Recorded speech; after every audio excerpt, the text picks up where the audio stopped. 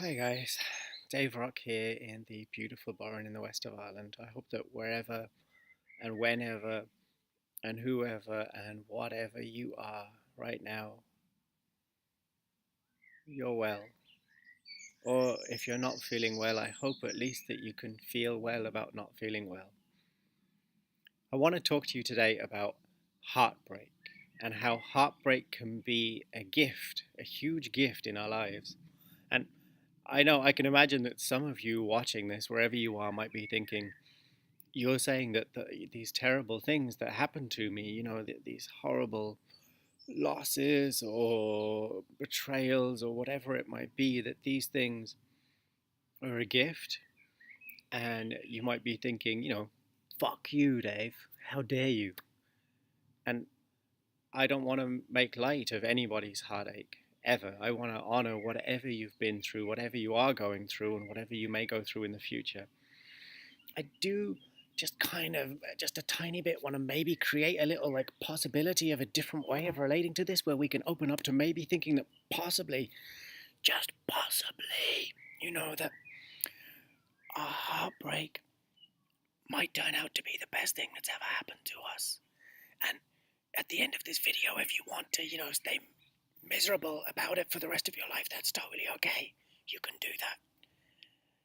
But if you maybe would like to find a way of changing that, or of finding even more peace, even more love, even more healing from the heartbreaks you've already had, no matter where you're at right now, then this is for you. So, I want to talk about what heartbreak is as far as I can understand it. But first of all, I want to ask you a question. You know, when that, oh, there's a bunch of crazy cyclists going by every couple of minutes here for some reason. You know, when people go to the gym and their muscles get really pumped up and they talk about being ripped. Do you know why they say that? Do you know why they use that word ripped? If you don't, I'm going to tell you in a second. I'm going to tell you about some of my own experiences of heartbreak first. I have had that kind of muscles tearing apart in your chest, feeling like your mind is on fire, feeling like somehow the fucking sky itself and the ground itself have somehow become evil and wrong, and all of the flowers are a horrible, painful travesty reminding you of the beautiful world that you once lived in where everything was golden. Because you've been hurt so much. Right? I've been through that kind of heartbreak where you hate the sun for shining and the rain for falling. You hate the joy on other people's faces because how dare they remind you of the heaven you once lived in when you were in love and you had someone.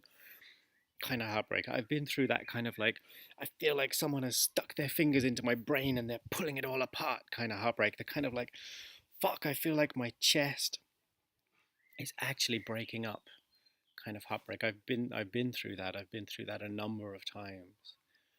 And I've come out the other end happier, healthier, and more whole than I was before the heartbreak, more whole than I was before the relationship. And there's a really good and natural reason for that. So I don't know how long ago it was, maybe 5 years ago or something like this. I remember watching my ex girlfriend who I had left. I had needed to end the relationship for my own reasons of my heart and my life. But I was still kind of totally devoted to her. I was still kind of totally in love with her, right? And on some level, somebody screaming over there, I hope they're not being murdered.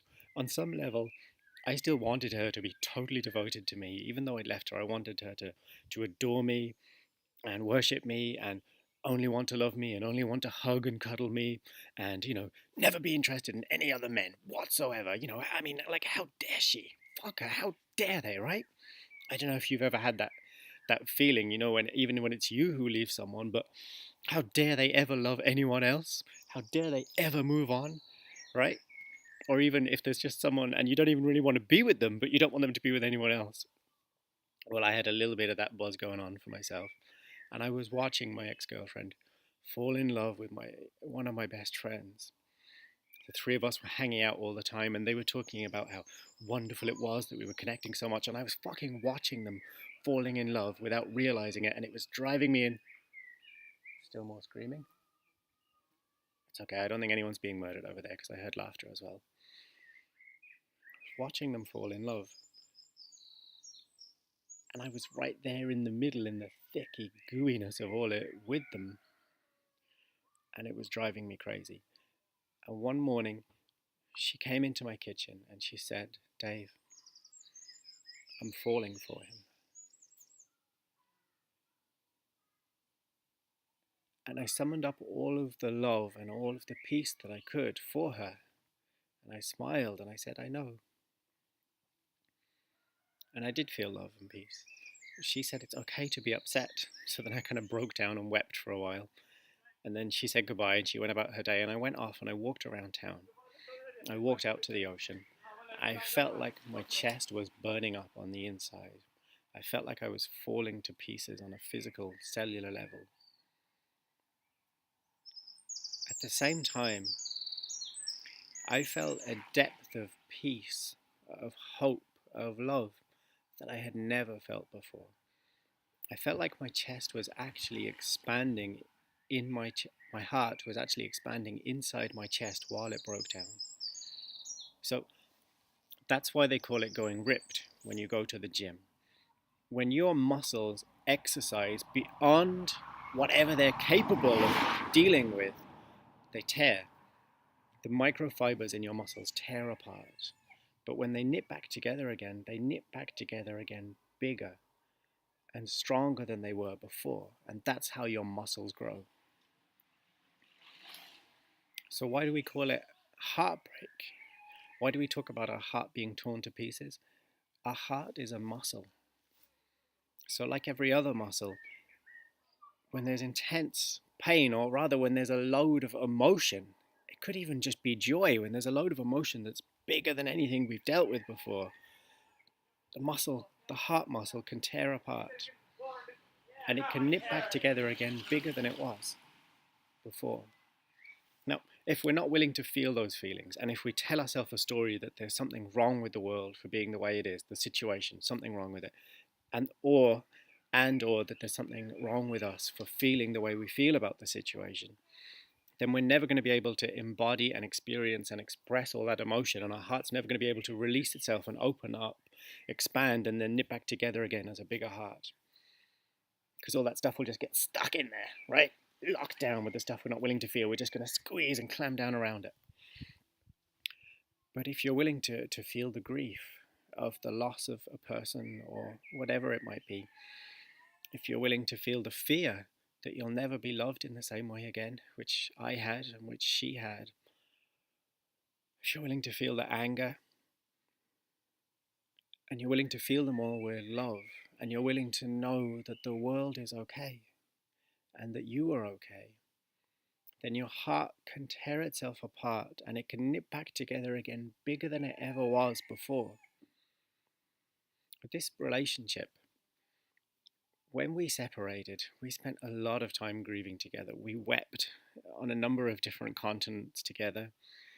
We went through the whole story of our love and everything we'd shared. We said goodbye to every part of each other. We mourned everything. We talked about our terror of the future. And it was really intense.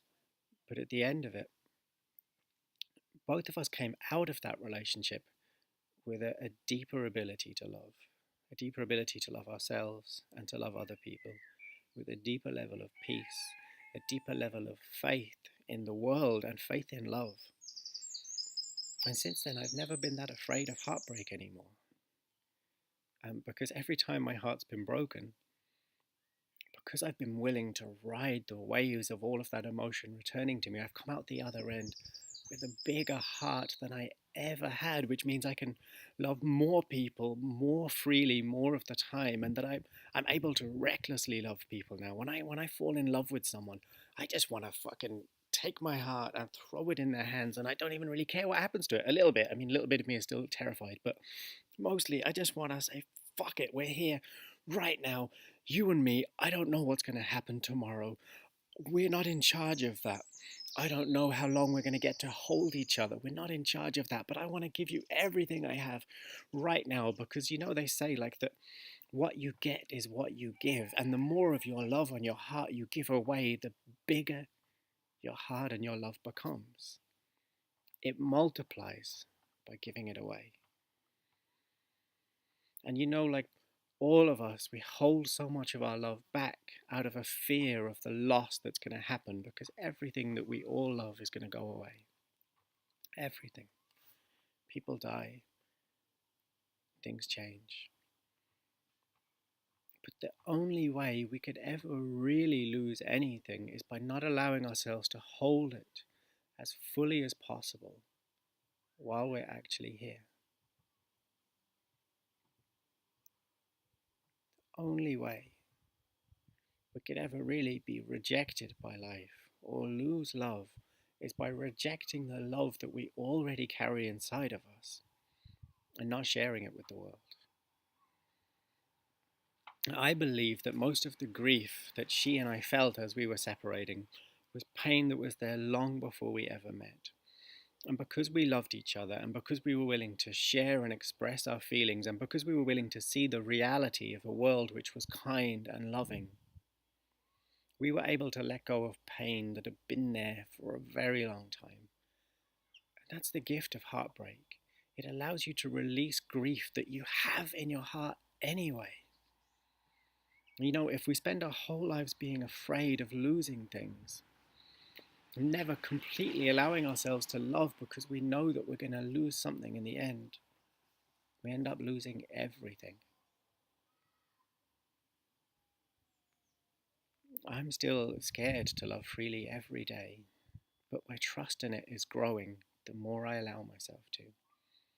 I really hope that this story means something to you, and I really hope that you breathe into the love that you bear and find ways for you to give it away today and every day for the rest of your life. Thank you. If you like this video, if you like the things I'm talking about, please feel free to subscribe, please feel free to share, and please feel free to get in touch with me to talk about this or anything else for any reason. Thank you and be well.